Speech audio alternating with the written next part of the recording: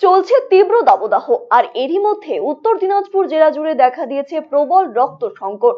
Raiganj medical college ও হাসপাতালের ভাড়ারও প্রায় শূন্য। এরই মধ্যে আসন্ন লোকসভা নির্বাচন উপলক্ষে চলছে আদর্শ আচরণ বিধি, যার জেরে রাজনৈতিক দলগুলির পক্ষে রক্তদান শিবির করা সম্ভব হচ্ছে না। ফলে চরম দুর্ভোগে পড়েছেন রক্তের চাহিদা সম্পন্ন রোগীরা।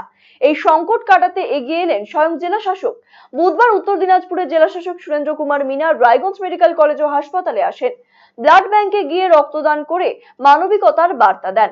তিনি জানিয়েছেন, রক্তদান একটি অত্যন্ত গুরুত্বপূর্ণ বিষয়, এর বিকল্প হয় না, তাই সকলকে এগিয়ে আসার বার্তা দিয়েছেন তিনি।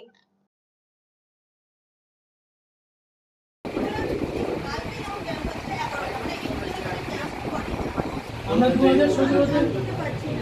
2017-তে স্যার আমাদের থ্যালাসেমিয়া প্রতিদিন 15 থাকে, আরও বেশি হয়।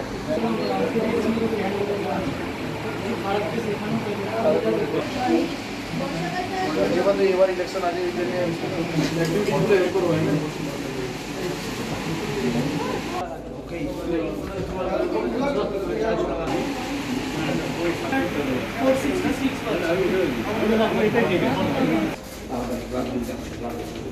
তোমার সরবেন কোথায় আছে?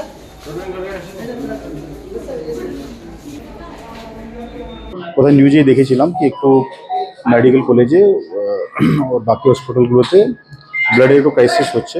আর স্পেশালি আমরা দেখি কি গ্রীষ্মকালে স্পেশালি মার্চ এপ্রিল মে জুনে একটু ক্রাইসিস থাকে। বাট যেহেতু হেলথ খুবই একটু স্বাস্থ্য যে আছে মানুষের খুবই গুরুত্বপূর্ণ ইস্যু আছে, তো আমি দেখলাম কি মানুষের মধ্যে একটু সচেতনতা দরকার আছে, অ্যাওয়ারনেস দরকার আছে। যেহেতু এদিকে এমসিসিবি চলছে, তো ও প্রোটোকল মেনে আমাদেরকে এই ব্লাড ডোনেশন ক্যাম্পগুলো রেগুলারগুলো হয়।